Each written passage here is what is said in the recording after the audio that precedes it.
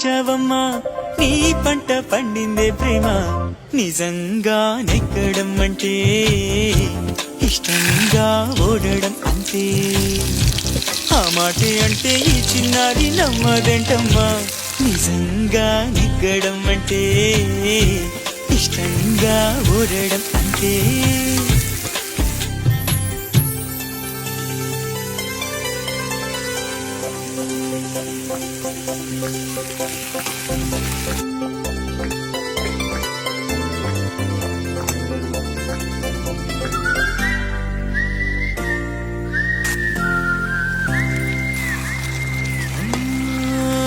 ఊరంతా ముంచేస్తూ హంగామా చేస్తావేంటే గంగమ్మ